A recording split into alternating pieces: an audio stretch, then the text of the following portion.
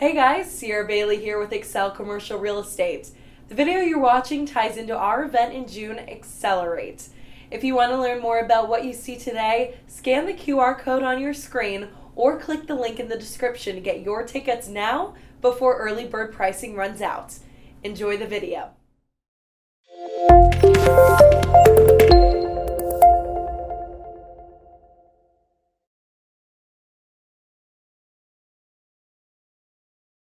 Now, That's a good one. Bo has been great about advising our clients. Could you tell us maybe your top three mistakes? Maybe it is not using an independent, but what are your top three mistakes that you see that a homeowner might make when it comes to roofing, and then somebody who's an investor who maybe is an owner of a building that's a landlord? And then Yeah.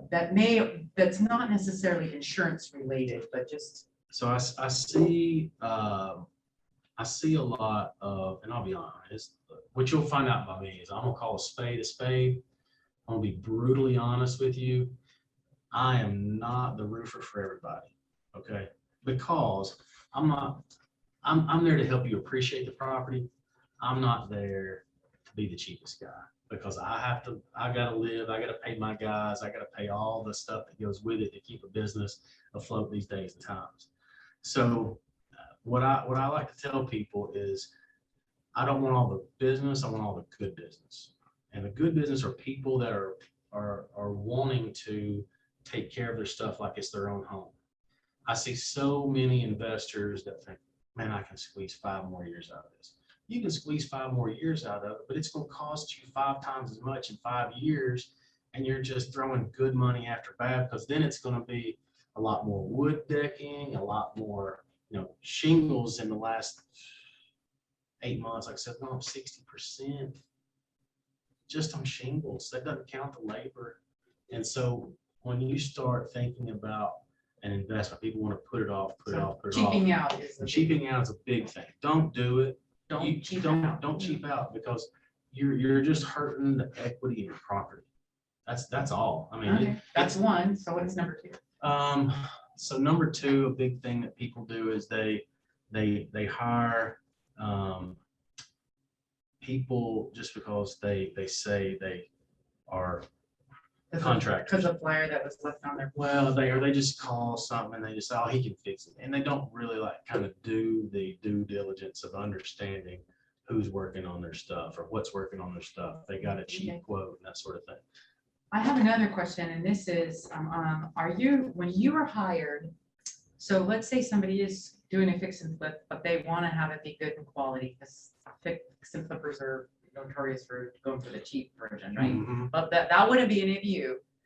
Let's say, but if a roofer falls off the roof, do you allow for a contract that they can sign where they are not liable, or So are they? any of that stuff, they're not liable. That's why we have GL, workers' comp, all that stuff.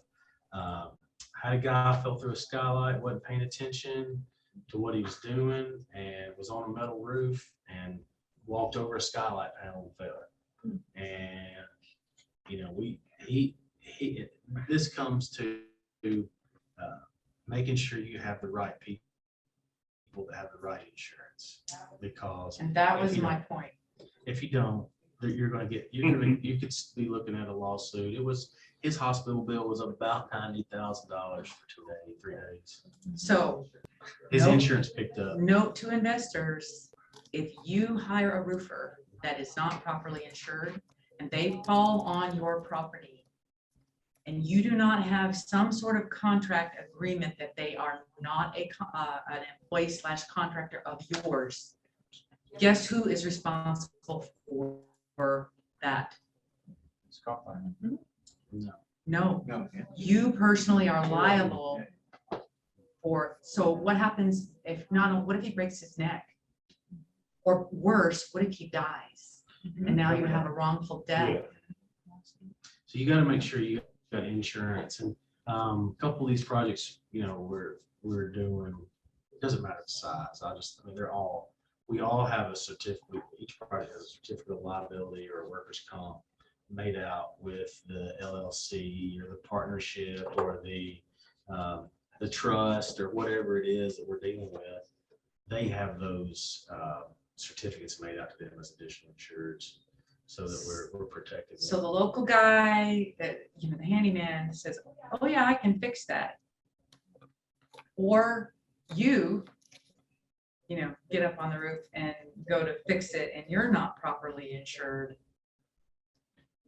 Then, And if you are doing it yourself and your brain's the outfit and you hurt yourself bad enough, like it's bad. It's a real bad deal. I mean, we've seen some really very serious sad situations. situations. Yeah. So number 2, get somebody that knows what the heck they're doing. And my 2A is make sure that whoever they are insured. Yep. And then what's number 3? I guess number 3 in terms of biggest mistakes people make are when it comes to like the insurance side of things, they assume that the insurance has their best interest and like they assume that that's going to be all they can get. That's not the case. I don't always guarantee that, but it's what I tell people is if you start the process, start with a contractor that you trust with the claims process, because we write these claims with the adjusters. We have working relationships with a lot of these adjusters on a day-to-day basis, and sometimes we've known them and I've seen their kids grow up. So it's really good to have a contractor that they trust, that you trust, because then it makes it a lot smoother. So isn't that awesome though? I mean, I think that what a gift to be able to, he's a roofer with that insurance background. Mm-hmm. And what a big difference that makes for you, because he can tell you the real scoop, right? He's not trying to sell you insurance. Yeah. And while he is trying to sell you a roof, he's also looking at it as a long-term relationship, that if he tells you the truth now, even if it's not right now, then who are you going to call when it comes time to have somebody actually help you? And so you can see why I trust him, and he has done a lot of my friends' roofs. And he gets rave reviews, and he can do the complicated luxury ones with all the change of planes. So do you all know where Assumption Church is in Germantown? You may know it. I know what Germantown, but I don't know what. So it's the big Catholic church with the copper standing seam roof. That's us. We're doing that. It's $1.8 million roof. We're doing all the copper on it, all the freeze, all the trim on all the gutters. Boom Boss Pizza we did after the tornado. Completely the one in East Nashville, 5 Points. We rebuilt it from the ground up. Brought the team in. Everything from Raskin Properties down in here. We went to Panama City and did about an $18 million claim for them. So we have a sister company that does all the interior stuff and the water mitigation and all that. And we kind of make a big team. Well, and actually Quality Exteriors, on the exterior side, if our roof's the only thing that your company does? Well, we are a general contractor, and that's how it's allowed us to do a couple things like the oversee some of the Boom Boss stuff. But we're primarily a roofing contractor. I'm not a catch-all. I don't want to do everything. I want to be really good at what I do.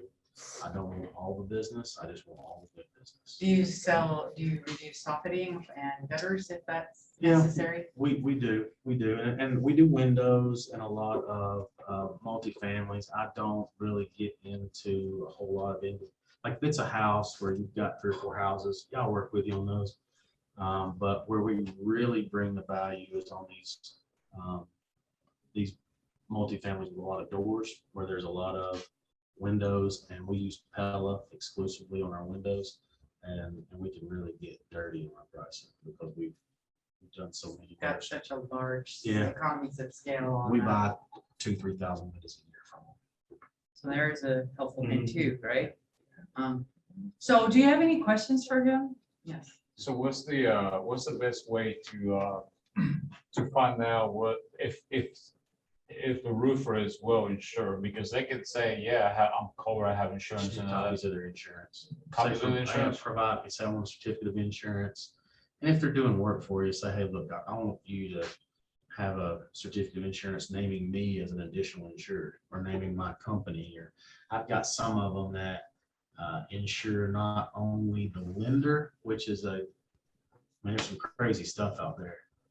Husband and wife who are bankrolling a development, and they are named as the lender. They have a CETA that's set up, and I got to name that in the group. I got to name the tenant in there who's a church. So I mean, there's all these different ones that are named on these certificates, and the more people that are named on them, the more people it covers, to be honest. But you still have like a certain pool of money. You got your liability, your GL, and you got an umbrella hopefully on top of that. Kind of kicks in. So I see you brought some samples. Yeah, I did. I mean, so truthfully, this is like the what nobody really cares about part of it. This just so some terms, right? So these are asphalt shingles. These are an architectural, a laminate. They used to be called 30-year. You hear all these different terms. This is the most common shingle that we install now. We're replacing a lot of the old 3-tab, which are the ones that look like bricks that are also one layer. And the reason so is that those shingles are very susceptible to wind, and you're just throwing good money after bad, when you put those on. So these are a lot more resistant to wind, and they're thicker, so they're going to stand up to the hail. So What's it called again? this is an architectural shingle. Okay. This one's made by Certainteed.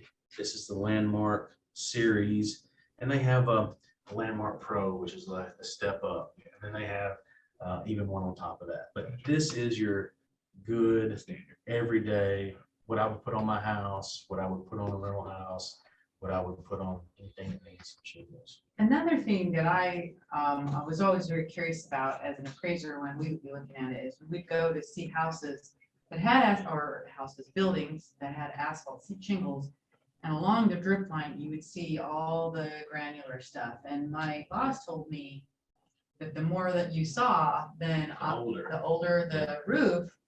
And that was a way to identify the age, was the amount that, Just to some degree. Now, there are certain, one thing really quickly I'll say about that is in Middle Tennessee or in our area, the most common problem we see on houses or shingled roofs is a lack of ventilation. So people either have the box vents on there and they don't have enough of them, or they don't have vents on there.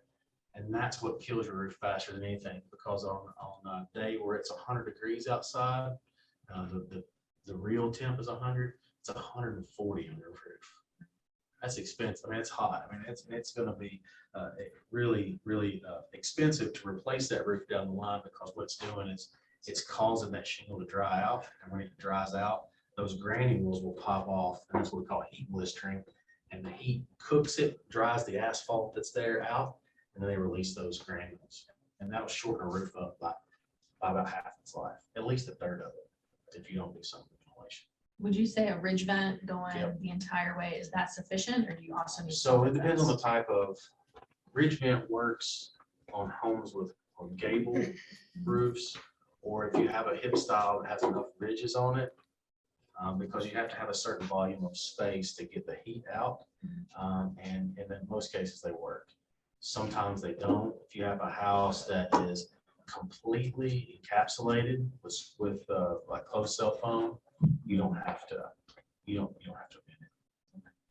But this is the most common thing we see in the residential world. And then I'll bring a couple so you can touch and feel and see the differences. This black membrane, your good old rubber EPDM, comes in 45 or 50 mil. Yeah. And it's tried and true. This is the one I really like. Yeah, sure. Yeah, pass these around. This one here is TPO, and you can feel it. It feels like plastic. It just. Does TPO stand for anything? Yeah, I'm not signing. Too pretty. No, thin. it's something poly, something. You caught me when When it I has wasn't- this around, I want you to But- note how thin it is and why we were talking about making sure that people sign in to go on the And roof so you that you can- can track who's You can damaging see it. on the bottom side of the gray here, the little indentions, and that's what we call scrim. And this is a plastic that's laid over that scrim, and that stuff will burn. It'll burn. You put some heat to that, and it'll go. And then the one I brought just a couple of these so you can kind of see the difference. So Duralast is or Duratough, I guess, is the membrane. Duralast is the system. This one I like a lot because it's designed to be underwater, and we heat weld it. With the EPDM, we use adhesives and rollers and things like that. This, we use a machine that cost me about $3,000 to go down behind. You walk behind it, and it takes the seam and it seams it together and heat welds it together. And so it's a lot better in terms of the overall adhesion of the seams. But when you do the Duralast, you're using all the little bells and whistles that they have, and it makes an entire system at that point. So talk about the interrelation, especially some of the older edifices that are like the bank old, like you see in the town square where they were built in the 1800s, and they've got chimneys in addition to the roof. So chimneys are a big pain in my rear end, keeping us clean, but I really hate them so much so that when I built a house, my wife and I built a house in 2019, I took a chimney that was in the plan and took it completely off. Regardless of having a nice warm cozy fire, because I've been on enough of them to know that the brick fails, the mortar fails, the flashings fail. An older property that has a chimney is more than likely got a chimney flashing. It's probably got some of that stuff cooped up on it. It's probably leaked in the past. And Pete in the pickup would go by, hey, I fixed your chimney for $150, and he's taking a pail of tar and put up around it or something. And chimneys need to be flashed. Chimney chase covers. You buy a house or a property that has vinyl on it. One of the most overlooked things is the chimney chase cover. That's the metal that sets up on top. They are rusted out completely a lot of times. So question about on the multifamily, you see where some of these buildings where they have went through and taken off the asphalt shingles and put metal. Yeah. The metal roofs. What's your opinion with metal roofs? And so on? So metal roofs in a residential setting are okay. I prefer them not to be there. Please don't entertain them as a cheap option to replace shingles, because they're not. Labor is more expensive. With bought windows from Window World, you get the window, then you got to pay for the installation, you got to pay for the trim kit, you got to pay for all that. It's the same with metal. You got to pay for the E trim, you got to pay for the gable trim, you got to pay, all that. And on top of it, you've got screws every 2 feet up, every 2 feet over, and those screws have rubber grommets on them. Those grommets fail. Those grommets don't last, and people will then get up on top of there, put more of that black stuff on there to try to keep it from leaking. And then it makes the roofers mad because they got to dig out all that sticky black, old, conked up stuff on there to try to get to the screw and replace the screw. I tell people, and I'm somebody that lives on a farm, and metal is great for a barn. Got it on all my barns, love it. I have metal on my house, but my house is got a standing seam roof on it. I'm not gonna put something on a house that I have to worry about every 8 to 10 years going and replacing. That's just more maintenance. That's out of your pocket maintenance. I truthfully will tell anybody that asks me, whether they call for me to sell a metal roof, are you sure you want a metal roof? Tell me why you want a metal roof.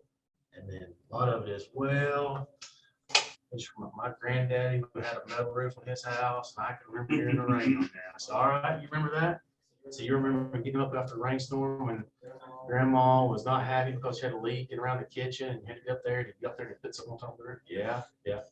Well, you're gonna be doing the same thing. So if you want history to repeat itself, go ahead, but let's try to do something a little different. And my point is that metal is not a residential application. Well, and we live in a neighborhood where every house has a big copper, in the bump out and, Perfect for those.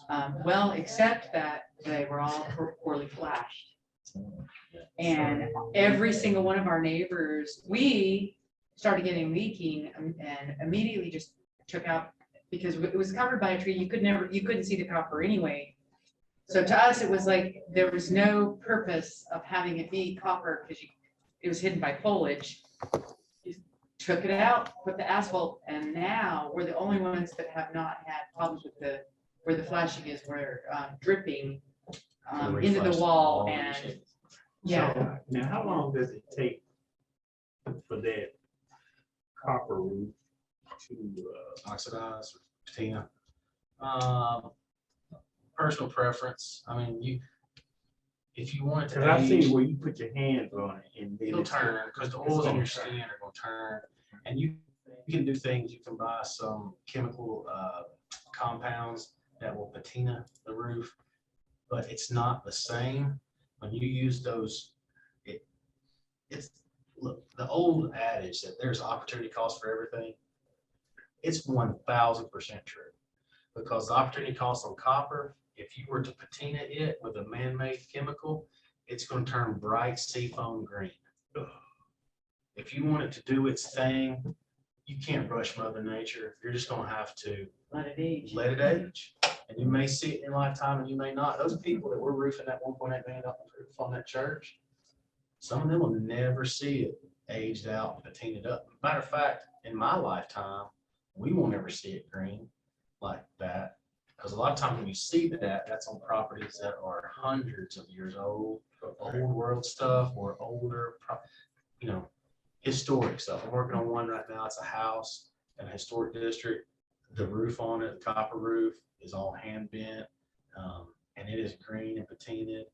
And they were like, well, do we want to replace this? Like, it's never going anywhere. You're not going to get this look. You're not going to have this old world look ever again. And so you have to make those decisions. But yeah, you can do it. You can do it man-made or just like Mother Nature. So isn't he great? Yeah. Great information. Thanks for watching this video. If you like what you see, be sure to follow our Generational Wealth Learning series. On select Thursdays, we offer cutting-edge industry information that would normally cost thousands of dollars. And the best part, our education is absolutely free. If you register through our events page, you can join us live, either in person or over Zoom. In the meantime, like this video, comment down below, and subscribe to our channel so you never miss a beat.